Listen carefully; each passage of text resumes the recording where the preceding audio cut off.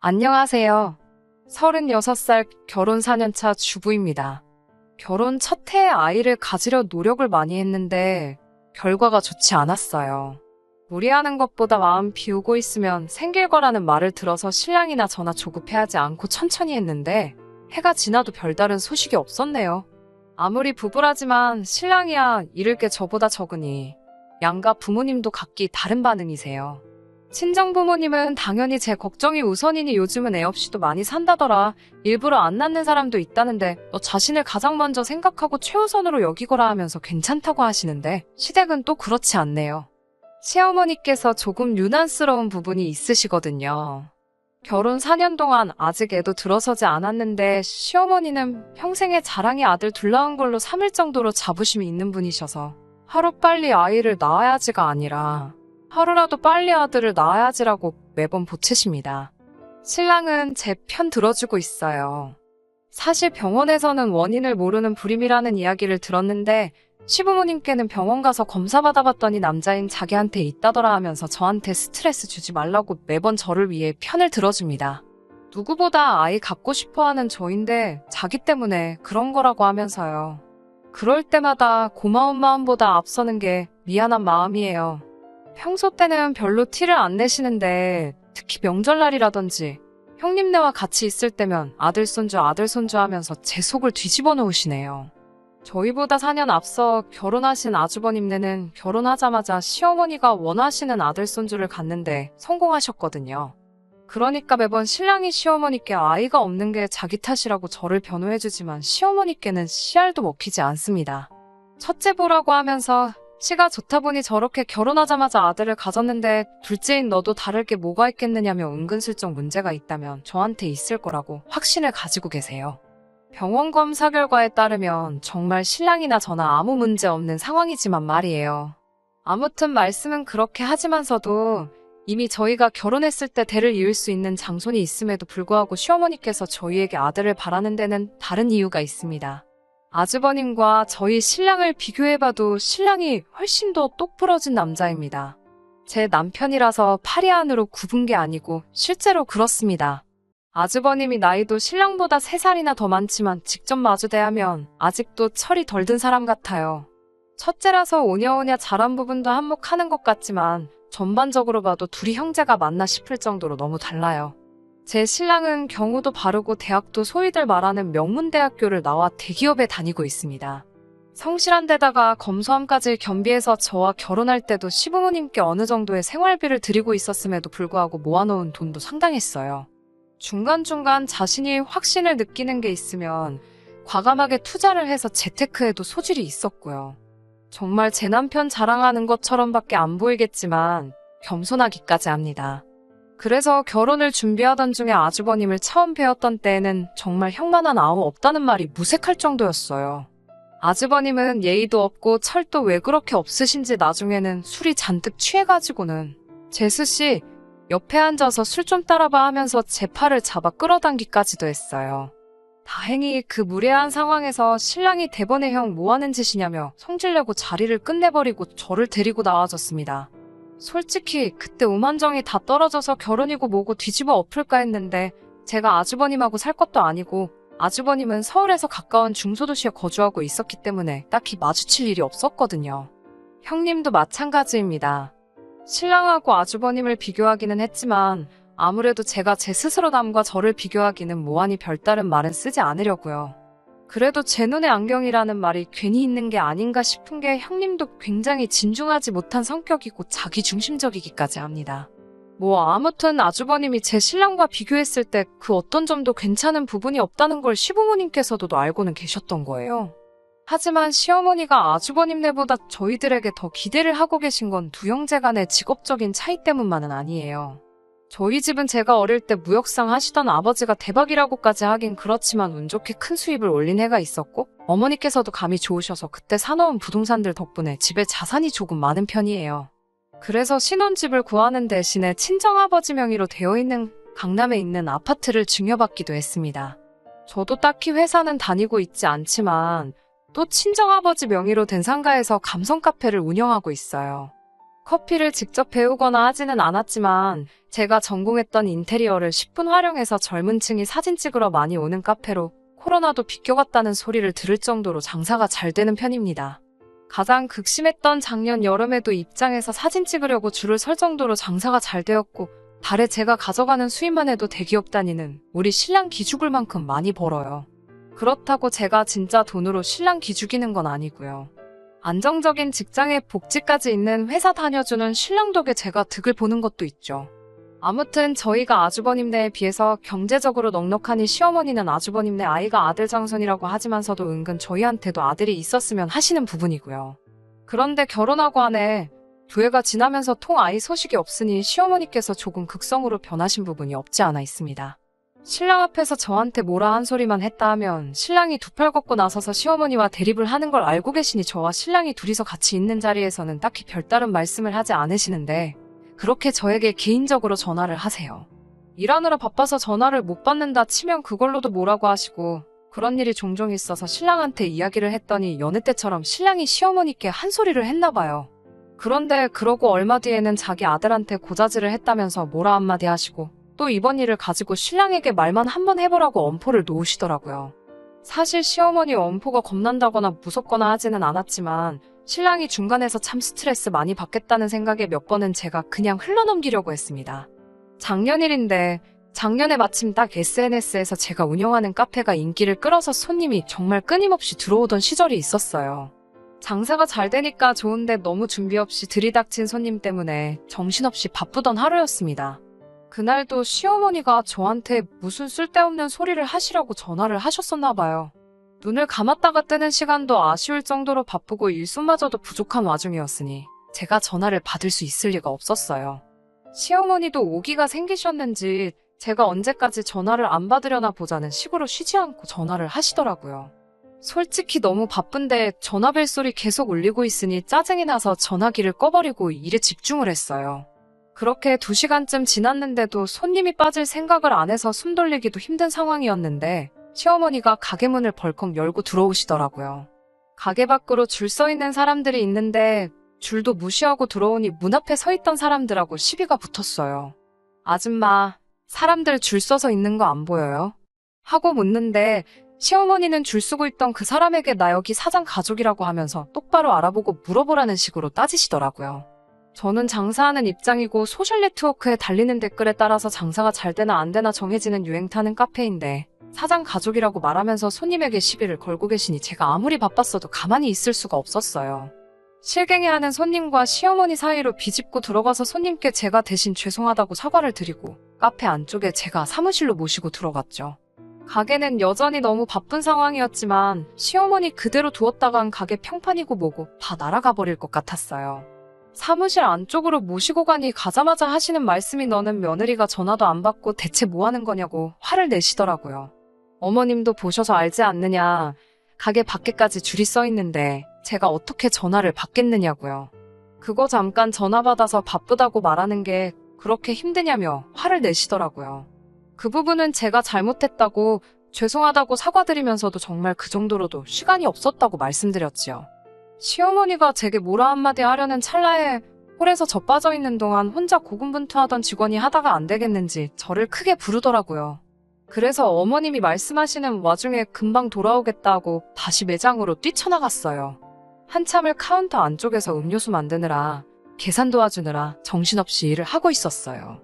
시간이 얼마나 지난지 모르겠는데 사무실에서 느닷없이 시어머니가 나오시더니 어쩜 어른을 기다리게 만들 수 있냐고 한 소리 하시더니 더 이상 못 기다리겠다고 하고 가시더라고요. 정신없는 와중에 그냥 가신다니 고맙기까지 할 정도였어요. 그날 카페 문을 닫으니 진이 빠져서 집까지 운전하고 돌아올 기력조차 없더라고요. 차 안에서 잠깐 숨 좀 돌리고 있다가 그래도 직접 오기까지 했는데 시어머니 그냥 보낸 게 마음에 걸려 전화를 드렸지요. 시어머니가 제 일터까지 찾아온 이유가 참 충격적이었습니다. 전화를 해도 제가 안 받다가 얼마 안 있어서 전화기가 꺼졌으니 그게 너무 의심스러웠다고 하시더라고요. 신랑하고 저 사이에 아들이 안 생기는 이유가 제가 혹시 딴 남자를 만나기 위해서 일부러 애를 안 갖고 있는 거라고 생각하셨다고 하시네요. 참 실망스러워서 그게 무슨 말씀이라고 하려는 찰나에 뱉으신 말에는 사과는 안 하시고 오늘 보니까 장사가 좀 잘 되는 것 같던데 얼마나 버냐고 물어보시더라고요. 저도 그 순간 짜증이 나서 그랬는지 돈 가지고 어머님 기라도 죽여보려는 생각에 원래도 신랑이 버는 것보다 많이 벌었는데 이번 달에는 특히 장사가 더 잘 돼서 신랑이 2달치 벌어오는 것보다 훨씬 많이 벌 것 같다고 말씀드렸죠. 결혼 전에는 카페 그거 돈이나 되냐면서 무시하시며 대기업 다니는 신랑 얻은 게 제 평생의 복인 것처럼 말씀하시더니 제가 얼마 버는지 알고 나시니 그래 하면서 놀라시더라고요. 제가 생각이 얼마나 짧았었는지 괜한 소리를 해가지고 일을 크게 만든 것 같습니다. 며칠 지나지 않아서 가게에서 일하고 있는데 아주버님이 찾아오셨어요. 어쩐 일로 여기까지 오셨냐고 했지요. 왜냐면 아주버님 사시는 곳이 대중교통은 다니지만 서울이 아닌 곳에 있어서 강남까지 오시려면 2시간은 좋게 걸리는 거리거든요. 아주버님이 알 수 없다는 표정을 하면서 제가 불러놓고는 무슨 소리를 하는 거냐고 짜증을 내더라고요. 그러고 나선 어디론가 전화를 거시더니 한참 뭐라뭐라 서로 대화를 나누다가 전화기를 저에게 바꿔주네요. 상대방은 다른 사람이 아니고 시어머니셨어요.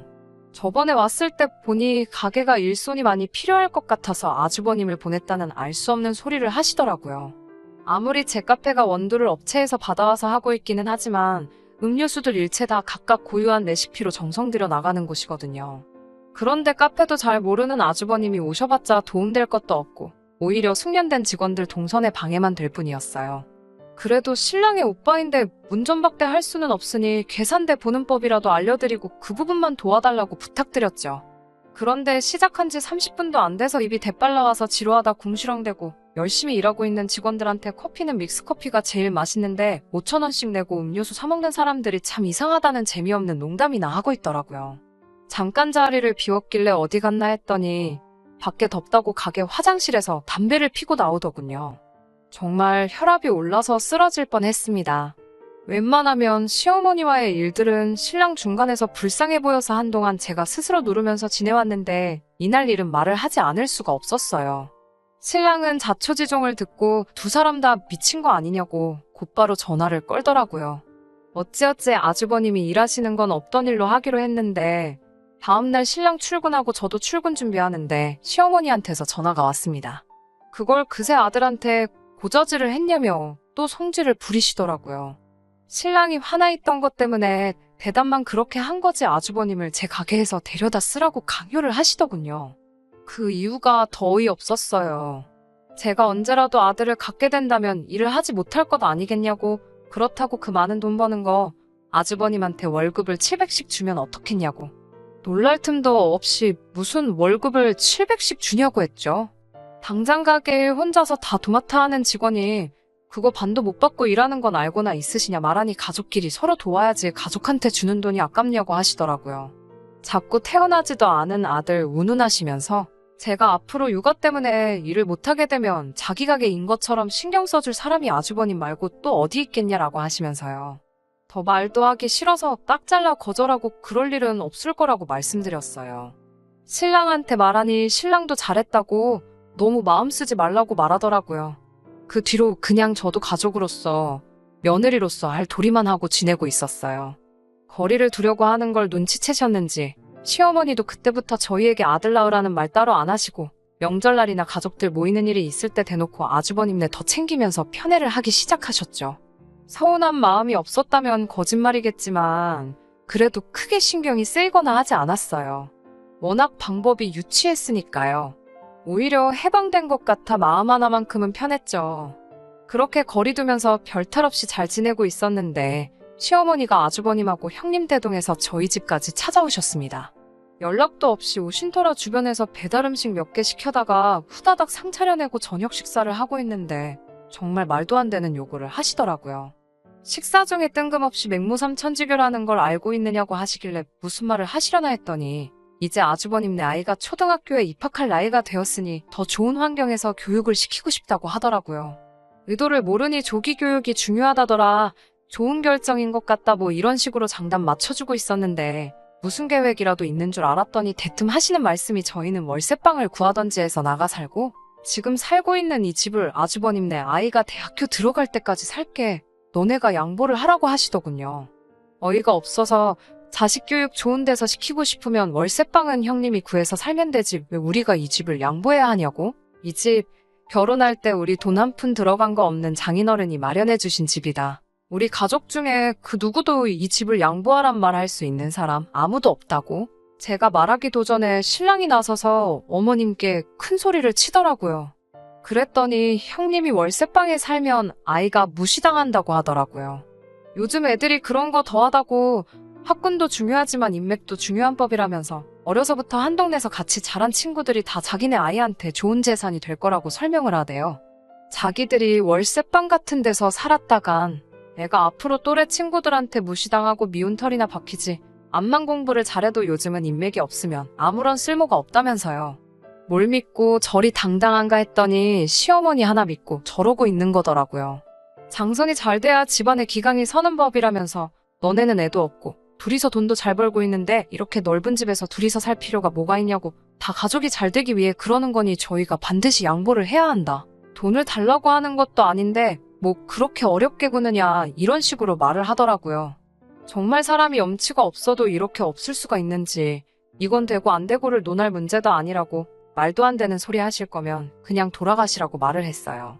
신랑도 더는 들을 가치도 없다고 오랜만에 오셔서 무슨 말을 하시는가 했더니 무슨 말도 안 되는 억지를 부리고 계시냐고 같이 한마디 했어요. 그랬더니 시어머니가 대뜸 화살을 저한테 돌리더라고요. 결혼하기 전에는 우리 신랑이 가족들을 위해 헌신하고 이런 일로 속 썩인 적이 한 번도 없었는데 이게 다 저 때문이라면서요. 제가 자기 아들을 홀려서 가족도 버리는 냉혈한으로 만들었다고 제 탓을 시전하더라고요. 아주버님도 가세해서 그때 제 카페에서 하루만 일하고 내쫓겼다는 이야기를 하면서 어떻게 사람이 그렇게 차가울 수 있냐고 하더라고요. 자기가 오며 가며 교통비에 시간을 얼마나 허비했는데 일당만 주고 보낼 수 있냐고 하는데 그날도 제가 그냥 보내기엔 마음이 그래서 20만 원을 챙겨드린 거였거든요. 어디 가서 일당으로 20만 원 주는 곳이 있냐고 저도 지지 않고 말하고 있는데 애도 없는 사람들이 그 돈 벌어서 무덤에 가져갈 거냐고 그렇게 안 봤는데 이제 보니 돈 욕심도 많고 가족들도 모르는 사람이라고 혀를 차기 시작했어요. 서로 언성이 커지고 있는 가운데 지켜보고만 있던 신랑이 소리를 지르면서 밥상을 뒤집어버리고 평소에도 어떤 일이 있어도 평정심 유지하면서 화 한 번 안 내던 사람이 그러고 있으니 아무리 가족들이라도 신랑 눈치 보면서 조용히 밖을 나가더라고요. 거실은 신랑이 엎어버린 밥상 때문에 개판이 되어 있었어요. 제가 치우려고 하는데 자기가 그런 거니 자기가 치우겠다고 잠깐 혼자 있고 싶으니 혼자 치우게 해달라고 부탁을 하더라고요. 방으로 들어가 있는데 아무 소리도 나지 않아 문을 살짝 열고 남편을 쳐다봤어요. 등 돌려 쪼그려 앉아 바닥을 치우고 있는데 신랑의 등이 살짝 떨리고 있길래 가까이 다가가니 울고 있더라고요. 저한테 미안하다고 정말 미안하다고 몇 번이나 사과하고 앞으로 자기는 가족들 안 보고 살아도 되니까 우리 둘이서라도 행복하게 살자고 원래는 저런 사람들이 아니었는데 왜 그런지 모르겠다면서 아무리 싫어도 너무 미워하지는 말아달라고 부탁을 해왔어요. 지금은 시댁 식구들하고 일절 연락도 끊고 안 보고 살고 있습니다. 가족의 연이란 게 그렇게 쉽게 끊어지지 않는다는 건 잘 알고 있어요. 지금 그 누구보다도 신랑이 가장 힘들겠지요. 그동안은 걱정이 앞서서 시험관 같은 시술은 생각도 해본 적이 없습니다. 그래도 이번에는 용기 내서 시도해보려고 해요. 언제까지 자기 가족들과 등을 돌릴지는 모르겠지만 저를 위해서 가족들까지 저버린 남편에게 조금이나마 위안과 행복을 줄 수 있다면 어쩌면 그게 지금 제가 할 수 있는 최선이 아닐까 하는 생각을 해보며 이렇게 이만 사연 줄이도록 하겠습니다. 끝까지 들어주셔서 감사합니다. 오늘의 사연은 여기까지입니다. 구독과 좋아요, 알람 설정 부탁드리고 더 좋은 사연으로 다시 찾아뵙겠습니다. 감사합니다.